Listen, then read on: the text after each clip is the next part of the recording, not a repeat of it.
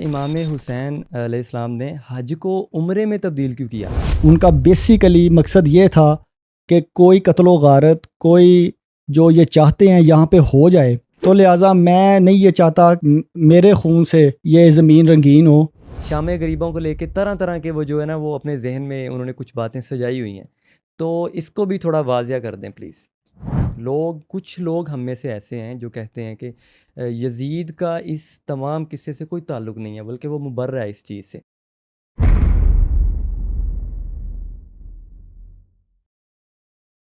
السلام علیکم جی، میں ہی عمران چودھری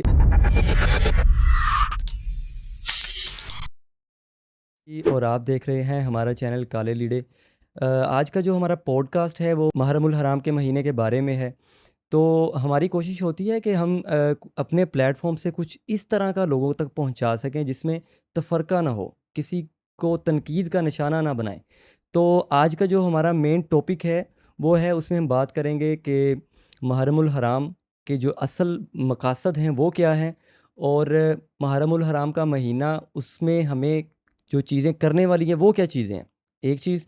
دوسرے نمبر پہ شام غریبہ کے بارے میں بات کریں گے، امام حسین کے بارے میں بات کریں گے، کربلا کے بارے میں بات کریں گے۔ تو آج کے جو ہمارے مہمان ہیں وہ لاہور سے تشریف لائے ہیں، امن کمیٹی کے ممبر بھی ہیں، اور ان کا نام ہے جناب سید حسن عباس کاظمی صاحب۔ بہت شکریہ جی، آپ کا ہمارے پوڈ کاسٹ میں ویلکم ہے۔ سب سے پہلے تو آپ بہت دور سے تشریف لائے ہیں، اس کا میں جو ہے وہ مشکور ہوں آپ کی محبت کا کہ آپ نے ٹائم نکالا۔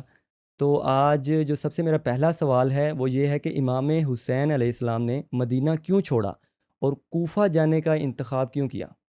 اعوذ باللہ من الشیطان الرجیم، بسم اللہ الرحمن الرحیم۔ تمام تعریفیں اس پروردگار کے لیے ہیں بے شک۔ جو نہایت رحیم ہے، غفور و رحیم ہے۔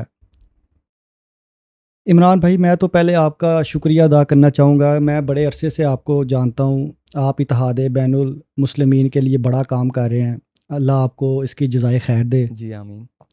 آپ کی ٹیم بھی نہایت بہت عمدہ ہے، اس جی میں اسامہ بھائی ہیں، وہ بہت محنت کرتے ہیں، جی جی اور اشر بھائی ہیں، آپ کی ساری ٹیم جو ہے وہ لائق مستحق ہے کہ ان کو ہم ان کی تعریف کی جائے۔ جی اس پورا شوب دور میں بھی آپ اتحاد بین المسلمین کا کام کر رہے ہیں، جو وقت کی بڑی اہم ضرورت ہے۔ جی باقی آپ کا سوال کہ حضرت امام حسین علیہ السلام نے اللہم صلی علی محمد وآل محمد مدینہ کیوں چھوڑا، اس کے لیے ہمیں تھوڑا سا تاریخ کا بغور مطالعہ کرنا پڑے گا، پھر آپ کو ساری حقیقت جو ہے وہ آشکار ہوگی۔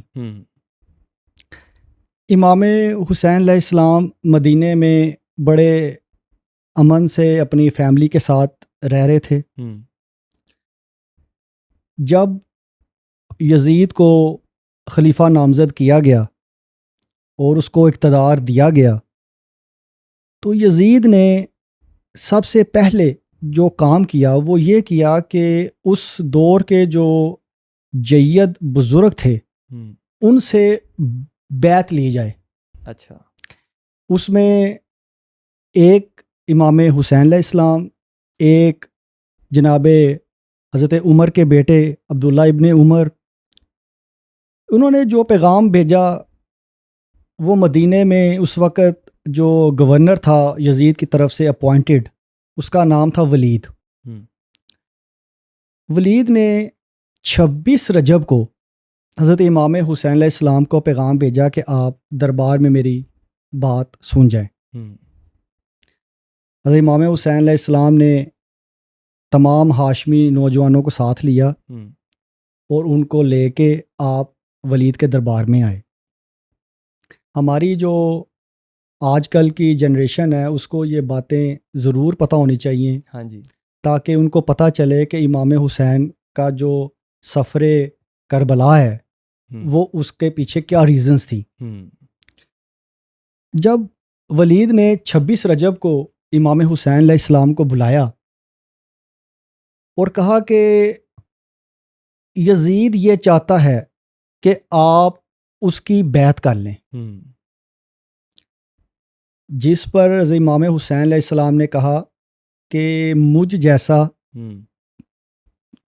اس جیسے کی بیعت نہیں کر سکتا، کیونکہ یزید کا جو کردار ہے وہ تمام اہل ہمارے جو مکتب ہیں ان کے نزدیک سب اس بات پہ متفق ہیں کہ وہ کردار وائز اور اس کا جو وے آف زندگی تھا وہ اسلام کے ساتھ مطابقت نہیں رکھتا تھا۔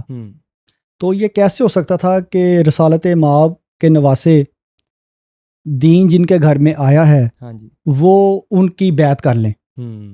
تو یہ بات جو ہے وہ امام حسین نے بتانے کی بہت کوشش کی ولید کو کہ مجھ جیسا اس جیسے کی بیعت نہیں کر سکتا، جس پر ولید نے دھمکیاں دیں اور ولید نے کہا جی آپ کو اس کے نتائج بھگتنا پڑیں گے۔ اس پر پھر جناب امام حسین جلال میں آئے، امام حسین نے اس کو کہا کہ دیکھو جہاں تک حکومت کی بات تھی، حکومت ہم نے آپ کو دے دی ہوئی ہے، کیونکہ اگر آپ تھوڑا سا تاریخ میں پیچھے جائیں گے تو آپ کو پتہ چلے گا کہ جب امام حسن کی جو حضرت معاویہ کے ساتھ جنگ ہوئی، وہ پھر جن شرائط کے اوپر وہ جنگ ختم ہوئی اور وہ جو اقتدار تھا وہ حضرت معاویہ کو دیا گیا، خلافت نہیں دی۔ یہ بڑا ایک دقیق نقطہ ہے جو لوگوں کو سمجھنے کی ضرورت ہے کہ لوگ یہاں پہ جا کے نا ہمارے اکثر جو نوجوان ہیں وہ کنفیوز ہوتے ہیں۔ دیکھیں خلافت بیعت کروانا اور اقتدار مانگنا یہ دو ڈیفرنٹ چیزیں ہیں۔ تو وہ اس درجے پہ فائز تھے کہ ان کو یہ دنیاوی اقتدار کی کوئی لالچ نہیں تھی، نہ ان کو کوئی، وہ تو اس سے مبرہ تھے۔ تو وہ انہوں نے کہا کہ جی آپ اگر یہ 3 شرائط مان لیتے ہیں تو آپ اقتدار لینا چاہتے ہیں تو لے لیں، یہ مسلمانوں کی جو قتل عام ہو رہا ہے یہ رکنا چاہیے، جس کے اوپر انہوں نے ایگری کیا، جنگ ختم ہوئی، شرائط مان لی گئی، اقتدار دے دیا گیا۔ اب اگر وہ امام حسن کو بھی کہتے کہ آپ میری بیعت کریں کہ جو میں کر رہا ہوں وہ ٹھیک ہے، تو یہ کربلا اسی وقت برپا ہو جاتی، یہ امام حسن کے دور میں ہی برپا ہو جاتی۔ بالکل۔ تو چونکہ امام حسن سے مانگا گیا صرف اقتدار کہ جی آپ کے بابا کے بعد جو آپ اقتدار میں آئے ہیں آپ علیحدہ ہو جائیں، اقتدار ہم بائی فورس آپ سے لینا چاہتے ہیں۔ اب آگے دیکھیں امام حسین نے بھی اسی اپنے بھائی کا جو لیگیسی ہے، اپنے جو والد کی لیگیسی ہے، جو اپنے رسول خدا کی، اپنے نانا کی ان کی لیگیسی ہے، اس کو برقرار رکھتے ہوئے کہا کہ دیکھو میں آپ کی بیعت نہیں کر سکتا، اقتدار آپ کے پاس ہے، میں نے آپ کو اقتدار کے لیے تو کہا ہی نہیں، میں تو مدینہ میں اپنی زندگی گزار رہا ہوں۔ بس یہیں سے یہ سارا جو کربلا ہے نا اس کا آغاز ہے۔ 27 رجب کو جناب امام حسین نے تمام اپنے خاندان کو کہا جی آپ اپنا اپنا رخت سفر باندھیں، اب مدینہ رہنے کی جگہ نہیں رہی، اب یہ میری جان کے دشمن ہو گئے ہیں، لہٰذا میں مدینہ چھوڑ کے جا رہا ہوں۔ اور 28 رجب کو تاریخ کا اگر آپ مطالعہ کریں تو 28 رجب کو جناب امام حسین علیہ السلام نے مدینہ چھوڑا ہے اور مکہ کی طرف اپنا سفر باندھا ہے۔ اچھا، امام حسین علیہ السلام نے حج کو عمرے میں تبدیل کیوں کیا؟ جی بہت اچھا سوال ہے آپ کا۔ اب یہ جب امام حسین 28 رجب کو مدینہ سے چلے ہیں تو ان کی منزل ہے مکہ، کیونکہ مکہ سینٹر ہے، مرکز ہے، تمام وہاں پر مسلمانوں کا آنا طے ہے۔ حج کے دور میں بھی سارے وہاں پر اکٹھے ہوں گے۔ بالکل۔ تو امام حسین نے بھی حج کا ارادہ کیا اور حج کے احرام بھی باندھے۔ لیکن جب انہوں نے دیکھا کہ یہ مکہ میں جو بیت اللہ ہے، جو اللہ کا گھر ہے، اس کی حرمت پامال ہو رہی ہے، اور وہ انہوں نے کہا کہ میں نے ان لوگوں کو دیکھا ہے جنہوں نے تلواریں اپنے احراموں میں چھپائی ہوئی ہیں مجھے قتل کرنے کے لیے، تو لہٰذا میں نہیں یہ چاہتا کہ میرے خون سے یہ زمین رنگین ہو اور اللہ کی حرمت یہاں پر پامال ہو، تو لہٰذا میں حج سے پہلے انہوں نے اپنے احرام توڑے اور وہ کوفہ کی جانب نکل گئے۔ ان کا بیسیکلی مقصد یہ تھا کہ کوئی قتل و غارت، کوئی جو یہ چاہتے ہیں یہاں پہ ہو جائے. اچھا یہاں پر بھی میں آپ کو ایک اور اینگل سے بھی بتانا چاہتا ہوں کہ امام حسین نے یہ ڈیسیژن کیوں کیا. دیکھیں ان کا ارادہ یہ تھا کہ ہم یہ ایسی سٹوری کریٹ کریں جس سے جو قتل ہے نا امام حسین کا وہ چھپ جائے. تو چھپ کیسے جائے کہ جی ہم کہیں گے جی وہ کچھ راہزنوں نے حملہ کیا ہے اور اس میں امام حسین شہید ہو گئے ہیں. ایک سٹوری بنانے کی کوشش، ایک سٹوری بھی بنانے کی کوشش انہوں نے کی. اور امام حسین نے چونکہ وہ تمام جو علم کا جو حدیث ہے کہ جو رسول خدا ہیں وہ علم کا شہر ہیں اور دروازہ اس کا جناب علی ہیں. تو پھر ان کا بیٹا بھی تو اسی علم کا مالک ہے جتنے علم کے مالک جناب علی تھے. تو لہٰذا ان کو اپنے علم سے یہ تمام باتوں کا احساس تھا. اس وجہ سے انہوں نے اپنے عمرہ جو حج ہے اس کو عمرے میں کنورٹ کیا اور اس کے بعد وہ کربلا کی طرف چلے گئے.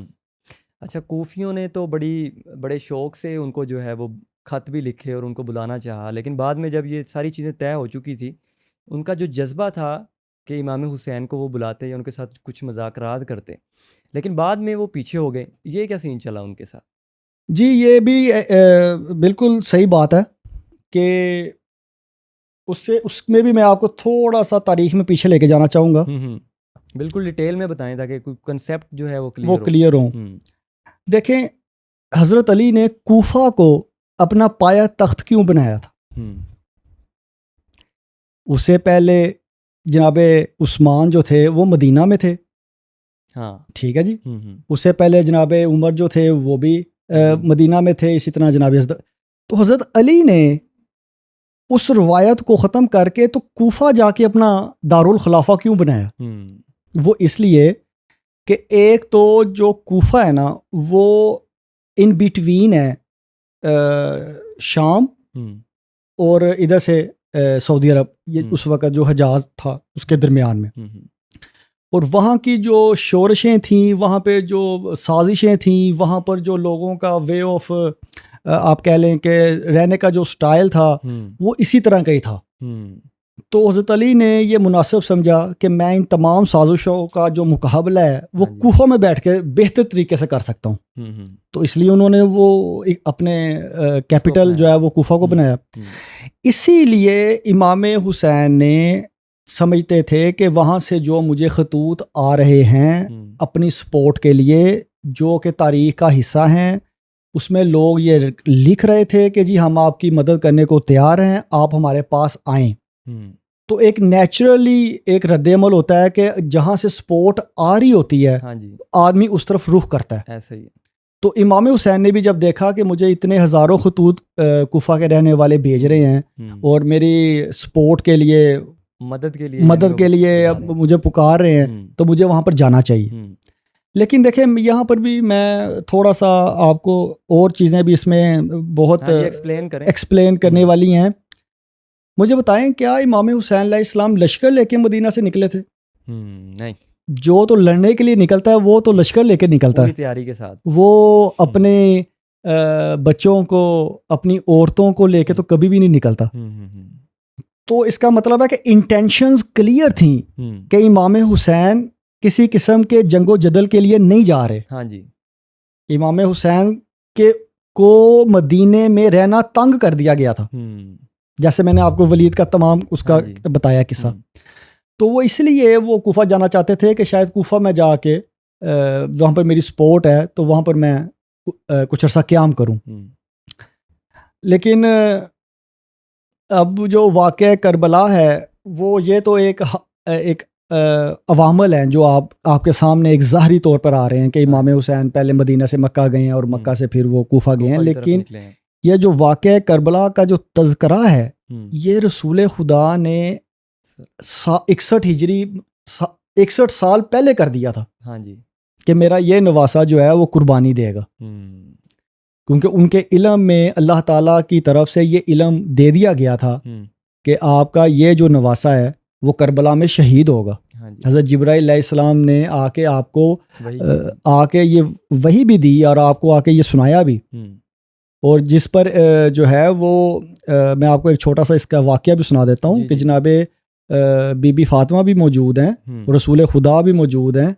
تو جیسے جبرائیل نے بتایا تو جو رسول خدا ہیں وہ غمگین ہو گئے اور پھر خوش بھی ہو گئے. تو جناب فاطمہ نے پوچھا کہ آپ بابا پہلے خوش کیوں ہوئے ہیں اور پھر پہلے غمگین کیوں ہوئے ہیں پھر خوش کیوں ہوئے ہیں؟ تو کہا کہ مجھے اس نے بتایا جبرائیل نے کہ آپ کا یہ جو نواسہ ہے وہ کربلا میں شہید کر دیا جائے گا، اور خوشی کے یہ ہے کہ یہ جو میرے بچے ہیں یہ جنت کے سردار ہیں. ہاں جی، یہ ان کو جو عہدہ ہے وہ اللہ تعالیٰ نے یہ جنت کے سرداروں میں سے ہیں. ہاں جی. تو یہ جو واقعہ کربلا ہے جی یہ تو ہونا ہی تھا. اس کا وعدہ اگر آپ دیکھیں تو حضرت ابراہیم علیہ السلام سے ہے. یہ بھی آپ کے میں سننے والوں کو آج ایک میں نئی بات بتانا چاہتا ہوں. اچھا. حضرت ابراہیم علیہ السلام نے اللہ تعالیٰ کی بارگاہ میں سوال کیا کہ اللہ مجھے تیری بارگاہ میں سب سے مقرب ترین جو درجہ ہے، سب سے جو اعلیٰ درجہ ہے وہ مل گیا. اللہ نے کہا نہیں، ہم نے تمہیں نبوت دی ہے، وہ درجہ نہیں دیا، ابھی امامت نہیں دی، ابھی تم اس درجے پہ نہیں گئے. کیا اچھا مجھے وہ جو درجہ ہے وہ مجھے مل سکتا ہے؟ کہا ہاں مل سکتا ہے، وہ آپ امتحان دینا پڑے گا، آزمائش سے نکلنا پڑے گا. اس آزمائش سے اگر آپ نکل گئے تو وہ امامت آپ کو ہم دے دیں گے. تو حضرت ابراہیم نے کہا جی میں تیار ہوں. سب سے پہلے جناب حضرت ابراہیم کا امتحان ہوا مال و دولت کا. بائی پروفیشن حضرت ابراہیم نا چرواہے تھے، بھیڑ بکریاں لے کے جانی اور وہ اسی کے اوپر اپنا سارا ان کا پروفیشن تھا. وہ ایک مرتبہ جنگل میں لے کے نکلے تو ایک صاحب آئے. ایک صاحب نے بڑا خوش اخلاقی سے اور ایسی خوبصورت آواز میں مداح کی اللہ تعالیٰ کی، یا رحمان یا قدوس. جناب ابراہیم نے دیکھا، ابراہیم نے کہا اتنا خوبصورت انداز تو میں نے کبھی دیکھا ہی نہیں. تو آپ ایک مرتبہ پھر کہہ دیں. اس نے کہا ہاں میں کہہ دیتا ہوں، لیکن یہ ریوڑ مجھے دے دو. واہ واہ. تو اس ابراہیم نے ایک لمحہ بھی توقف نہیں کیا اور دے دیا. وہ تمام جو ریوڑ تھا اس کے حوالے کیا اور کہا کہ میرے خدا کی ذرا ایسی نعمت، ایسی جو تعریف ایک مرتبہ پھر کر. اس نے یا رحمان ہو یا قدوس ایک مرتبہ پھر کہا، ریوڑ لے کے چلا گیا. ندا آئی کہ ابراہیم تم ہمارے پہلے امتحان میں کامیاب ٹھہرے، ہو گئے. سبحان اللہ. تم نے ہماری راہ میں اپنے مال کی قربانی کر دی. واہ واہ. کچھ عرصے کے بعد وہ تو ایک فرشتہ تھا اللہ کا، وہ واپس آیا. اس نے آزمائش کا حصہ تھا، وہ آزمائش کا ساتھ وہ جو ہے وہ جناب ابراہیم کو ریوڑ واپس کیا، چلا گیا. پہلے امتحان میں جناب ابراہیم کامیاب ہو گئے. اب دوسرا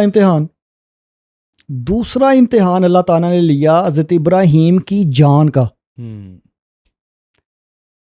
نمرود کے دربار میں جاؤ اور میری وحدانیت کا اقرار کرو. واہ واہ. اب نمرود کا دربار، اس کا جاہو جلال، جہاں پہ پرندہ پر نہیں مار سکتا، اس کا عالم کیا ہوگا. ہاں جی. اور وہاں پہ جا کے اللہ کہہ رہا ہے کہ وہاں پہ جاؤ میری وحدانیت کا اقرار کرو. جناب ابراہیم گئے. جناب ابراہیم نے کہا کہ لا الہ الا اللہ محمد ابراہیم خلیل اللہ. اچھا اچھا. اس نے کہا جی آگ جلاؤ، اتنی جلاؤ کہ میلوں تک نظر آئے، اس میں جناب ابراہیم کو ڈال دو. آگ جلائی گئی، بڑا مشہور قصہ ہے. آگ جلائی گئی جناب ابراہیم کو، جس پہ علامہ اقبال نے بھی کہا کہ بے خطر کود پڑا آتش نمرود میں عشق، عقل ہے محو تماشا لب بام ابھی. کہ ابھی عقل تو مان ہی نہیں رہی کہ ایک آدمی کو اتنی آگ میں پھینک دیا جائے اور وہ زندہ واپس آ جائے. لیکن عشق کہہ رہا ہے کہ نہیں، وہ واپس آئے گا، وہ زندہ واپس آئے گا. اللہ تعالیٰ نے آگ ٹھنڈی کی، جناب ابراہیم جو ہے وہ زندہ سلامت باہر آ گئے. تو آواز آئی کہ ابراہیم تم ہمارے دوسرے امتحان میں بھی کامیاب تھے، تم نے ہماری راہ میں اپنی جان کی بھی قربانی دی. اب تیسرا اور آخری امتحان تھا. خواب آیا روز جناب ابراہیم کو، اپنی عزیز ترین شے ہمارے راہ میں قربان کرو. کرو. اب روز ابراہیم اٹھیں اور کہیں کہ میری وہ عزیز ترین شے کیا ہے جو اللہ مانگتا ہے. کیونکہ ان کے پاس تو کچھ ہے ہی نہیں. میں تو ہر چیز دے چکا ہوں.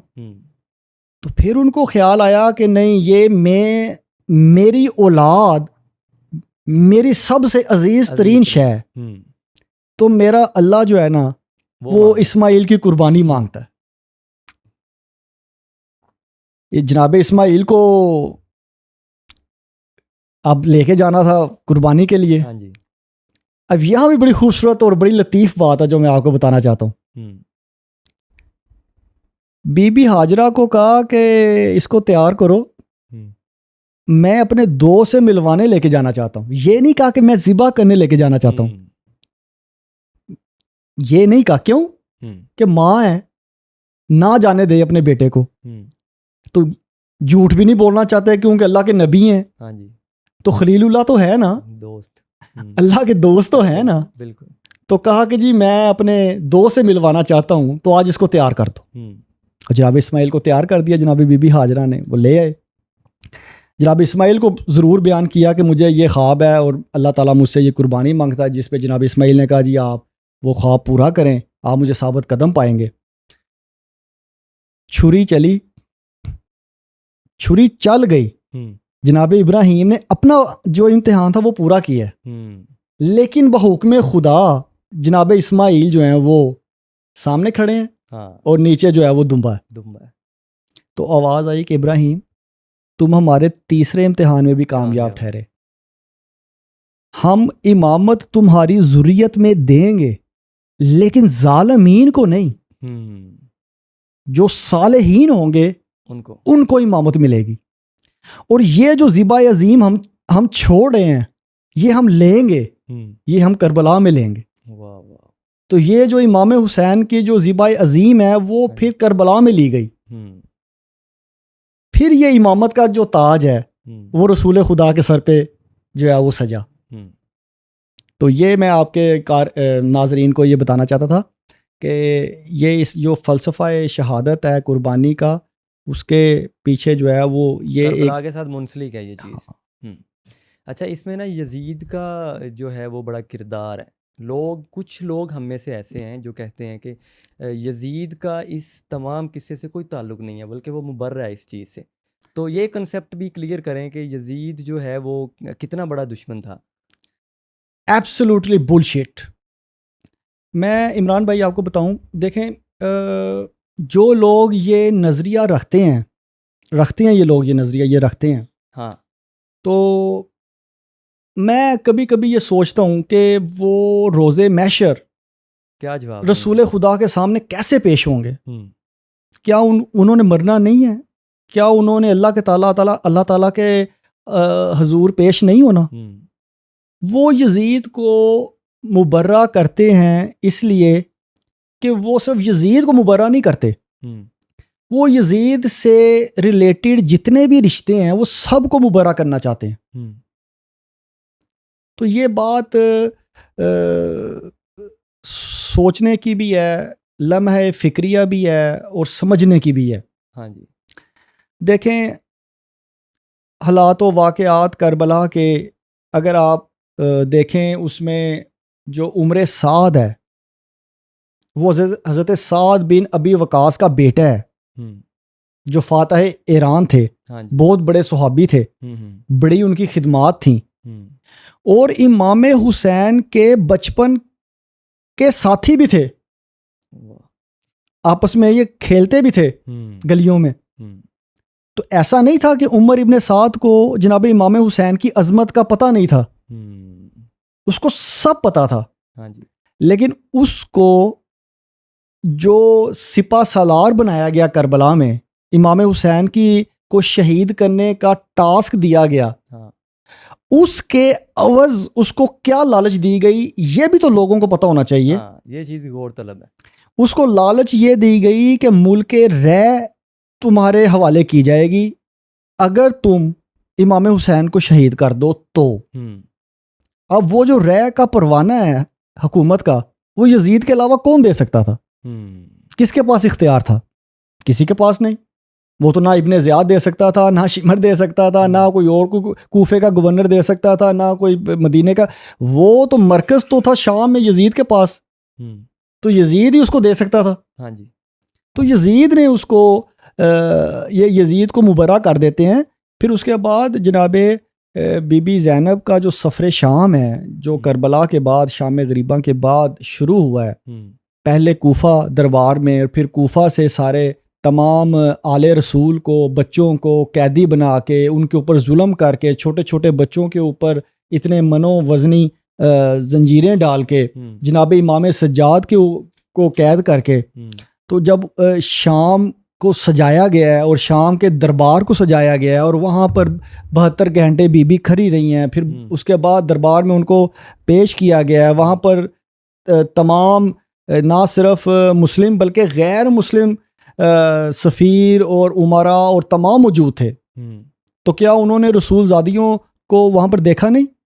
اس سے رسول زادیوں کی جو حرمت ہے وہ پامال ہوئی ہے کہ نہیں ہوئی؟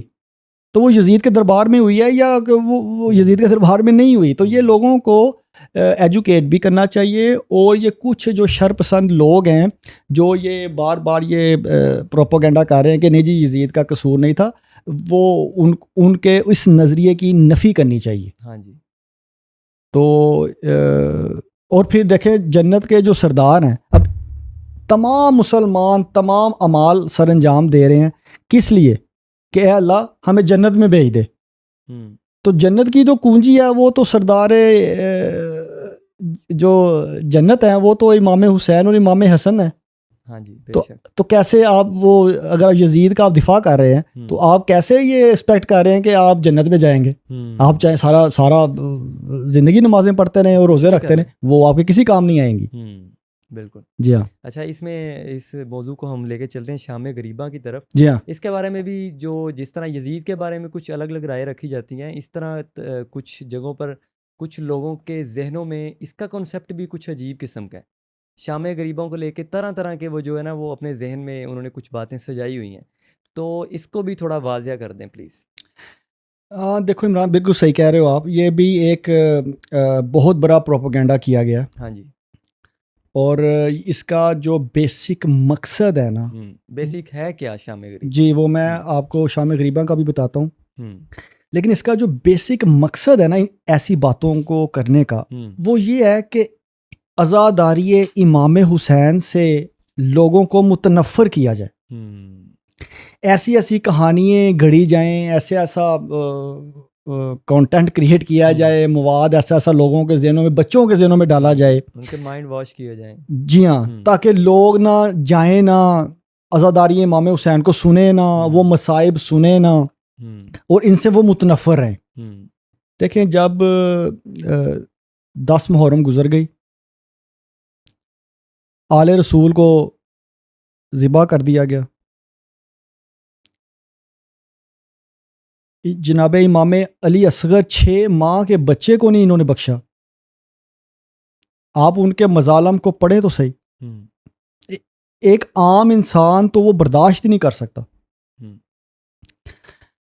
اور جن کے وہاں پہ اصحاب امام حسین بھی تھے، 72 شہداء بھی ہیں، وہ 72 شہداء کے لواحقین بھی ہیں.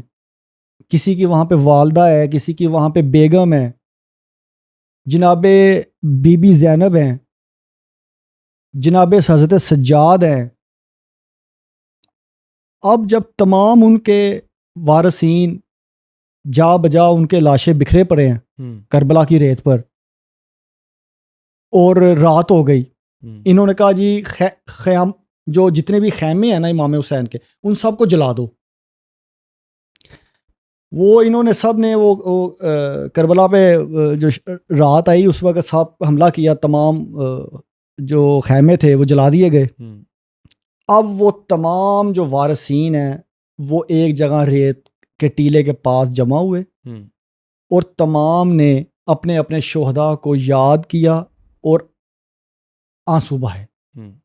جیسے میں نے آپ کو پہلے کہا کہ کسی کے شوہر شہید ہوئے، کسی کا بیٹا شہید ہوا، کسی کے والد شہید ہوئے، کسی کا بھائی شہید ہوا. اس مجلس کو جو وہاں پہ کربلا میں ہوئی ہے اس کو شام غریبہ کہتے ہیں. اور بعد میں جیسے ہم امام بارگاہ سجاتے ہیں محرم الحرام کے حوالے سے، وہاں پہ مجالس کا انعقاد کیا جاتا ہے، وہاں پہ یہ شام غریبہ بھی ہم مناتے ہیں تاکہ وہی تصور جو اس وقت، وہ وقت جو بیبیوں پہ آیا ہے، وہ وقت یاد کیا جائے، وہ مصائب پڑھے جائیں، اور اگر ایک آنسو بھی نکل آئے تو بی بی فاطمہ کا وعدہ ہے کہ اگر میرے بچے کی یاد میں کسی کی آنکھ سے ایک آنسو نکل آئے، ایک، میں اس کی شفاعت کی ذمہ دار، میں اس کی شفاعت کرواؤں گی، اگر اس کے اعمال میں کوئی کمی ہوئی تو میں اس کی شفاعت کراؤں گی۔ تو جی ہم وہاں پر سارے اکٹھے ہوتے ہیں، ان کو یاد کرتے ہیں، روتے ہیں، اور میں آپ کے توسط سے ان تمام جنریشن کو جن کے ذہنوں میں انہوں نے غلط باتیں ڈالی ہوئی ہیں، ان کو اوپن چیلنج بھی کرتا ہوں اور انوائٹ بھی کرتا ہوں کہ وہ آئیں، وہ تشریف لائیں۔ کوئی یہ مجلس امام حسین کسی شیعہ کے لیے نہیں ہے، یہ تمام مسلمانوں کے لیے ہے۔ یہ چیز کسی کا وہاں پہ داخلہ ممنوع نہیں ہے، کوئی بھی آ سکتا ہے، کوئی بھی آ سکتا ہے، نہ صرف مسلمان بلکہ غیر مسلم بھی آ سکتا ہے، اور آگے اپنا کنسیپٹ کلیئر وہ آئیں، بیٹھیں، دیکھیں، وہ مصائب سنیں، اگر ان کو لگے کہ نہیں یہ ظلم ہوا ہے، ان کی آنکھ سے کوئی آنسو آتا ہے، تو وہ تو اس کی شفاعت کا وہ ذریعہ بن جائے گا۔ بالکل ٹھیک ہے۔ اچھا، آخر میں یہ ہے کہ سیاہ لباس جو ہے عام دنوں میں تو پہنا جاتا ہے، لیکن جب محرم کے دن آتے ہیں تو کچھ لوگ اس پہ بھی سوال جو ہے نا اٹھاتے ہیں، یا کسی پیرنٹس جو ہیں وہ اپنے بچوں کو منع کرتے ہیں کہ جو ہے نا اہل تشیع لوگ آپ لوگوں کو کہیں گے بلیک ڈریس کی وجہ سے، تو کالے لباس پہننے کا اس میں کیا مقصد ہے؟ ایک تو یہ چیز ہے، اور جو لوگ نہیں پہنتے اور اس کو برا بھلا کہتے ہیں، اس کے بارے میں بھی کیا اکارڈنگ ٹو اسلام کیا حکم ہے وہ بتا دیں۔ اچھا دیکھیں، اسلام میں تو ایسی کوئی بات نہیں ہے کہ آپ کالا پہنیں یا وائٹ پہنیں، یہ کچھ چیزیں روایات کے ساتھ ہیں۔ آپ صرف عزاداری امام حسین کو ایک طرف رکھیں، کیا جب بھی دنیا میں کہیں پر احتجاج ہوتا ہے، پروٹیسٹ ہوتا ہے کسی بھی ظلم کے خلاف، کیا وہ کالی پٹیاں نہیں باندھتے؟ بلیک سے تشبیہ دیتے ہیں، بلیک سے تشبیہ دیتے ہیں۔ تو یہ بھی ایک احتجاج کے طور پہ ہم پہنتے ہیں، سوگ، احتجاج کہ یار یہ جو مخصوص دن ہے، اس میں چونکہ رسول کا گھرانہ کو ذبح کیا گیا ہے، ان پہ بڑا ظلم ہوا ہے، تو کیا یہ ہمیں زیب دیتا ہے کہ ہم میوزک سنیں؟ کیا ہمیں زیب دیتا ہے کہ ہم کوئی شادی میں جائیں؟ کیا ہمیں زیب دیتا ہے؟ ایک تو ہم کہتے ہیں جی ہم رسول خدا کی محبت بڑی ہے جی ہمارے، اہل بیت سے محبت عقیدت رکھتے ہیں، ہاں جی، تو ایک طرف آپ کالے کپڑے پہ اعتراض بھی کر دیں اور آپ کہیں جی یہ کیا ہو رہا ہے جی، صرف یہ کہ ایک مخصوص کمیونٹی پہن رہی ہے، آپ خود اگر آگے پیچھے پہنے تو آپ کو کوئی اعتراض نہیں ہے، لیکن وہ منسلک ہونے سے بچتے ہیں، ہاں جی، کہتے ہیں کہ ہمیں ان سے تشبیہ نہ دے دی جائے کہ ہم بھی اہل تشیع ہیں، مطلب ہم ایک پروٹیسٹ ہی کر رہے ہیں نا، ہم مطلب کوئی یزید کے حق میں تو نہیں کر رہے، تو یہ سوچنا چاہیے کہ یار یہ تو مطلب اگر یہ کر رہے ہیں تو ان کا ساتھ دیں، کہ امام حسین صرف شیعوں کے تو نہیں تھے، میں پھر وہی بات آپ کو کہوں گا، تو سب کے ہیں، وہ تو سب کے ہیں، تو وہ کالا کپڑا پہنے، اس احتجاج میں شریک ہوں، نہ بھی پہنے لیکن احتجاج میں ضرور شریک ہوں، کم از کم آ کے کھڑے ہو جائیں اور یہ اپنا ریکارڈ کروائیں۔ انسان کے خود کے اوپر ظلم ہوتا ہے تو انسان سارا دہائیاں بھی ڈالتا ہے، اور انسان وہ شور بھی ڈالتا ہے، اور انسان سب کچھ بتاتا ہے جی میرے ساتھ یہ ظلم ہو رہا ہے جی، میرے ساتھ یہ ظلم ہو رہا ہے جی۔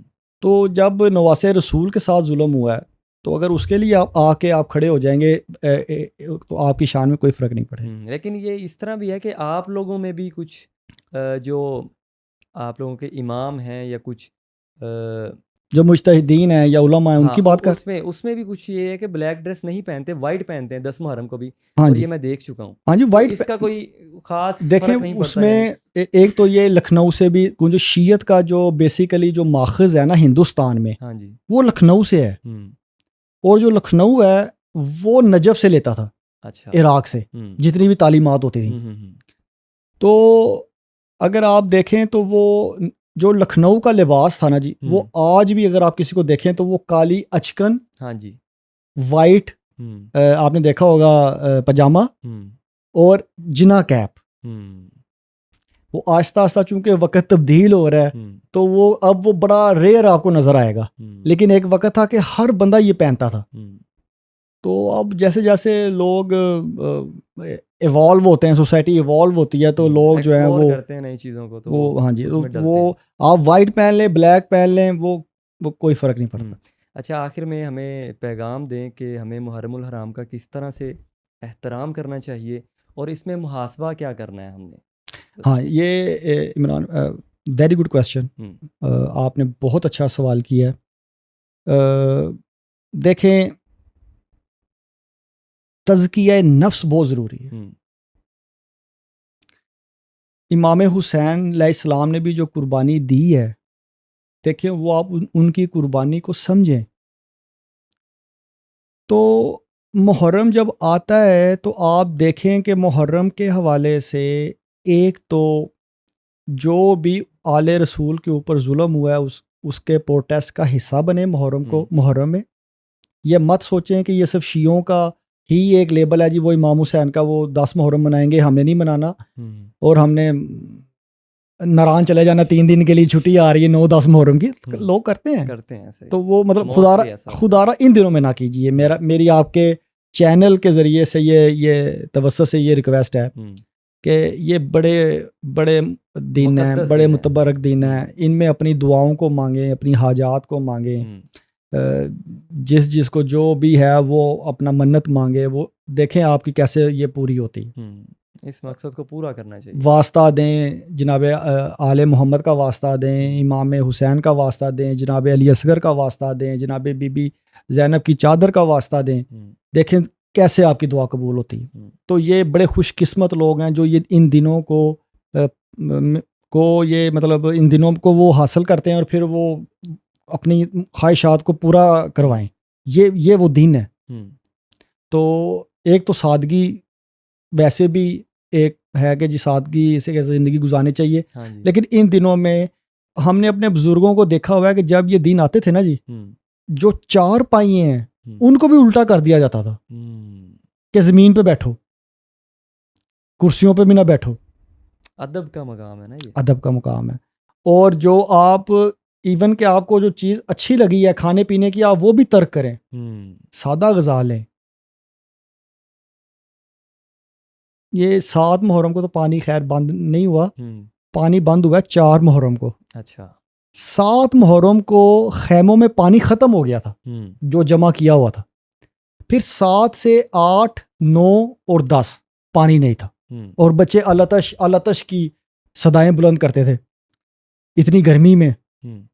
تو آپ ان کی پیاس کو یاد کریں، آپ ان کی بھوک کو یاد کریں، تو پھر آپ کا دل نہیں کرے گا کہ آپ کوئی لیوش جیسے آپ کا سٹائل ہے زندگی گزارنے کا، کوئی بھی ایکس وائی زیڈ، میں کسی کو یہ نہیں کہتا، لیکن ان دنوں میں تھوڑا سادگی اختیار کریں. ہاں جی، ایٹ دا اینڈ بس یہی ہے کہ ہمیں اپنی زندگی جو ہے وہ حضرت امام حسین جس طرح انہوں نے اپنی زندگی گزاری، بالکل انہی کے پیچھے ہمیں اپنی زندگی کو گزارنا چاہیے، بنانا چاہیے. اور خاص طور پہ جو مرد ہیں ان کے لیے تو یہ ہے، اور عورتوں کے لیے یہ ہے کہ جس طرح حضرت بی بی فاطمہ نے اپنی زندگی کو گزارا اور ہمیں جو تلقین دیا انہوں نے ان کے مطابق گزارنا چاہیے. یعنی مجالس کو بھی اپنی جگہ دیں، ٹائم دیں، اور جو پروٹیسٹ کرتے ہیں ان کو بھی ٹائم دیں، لیکن جو نماز ہے، جو بیسک مقاصد ہیں دین کے، ان کو بھی ایسے ہی پورا کرنے چاہیے.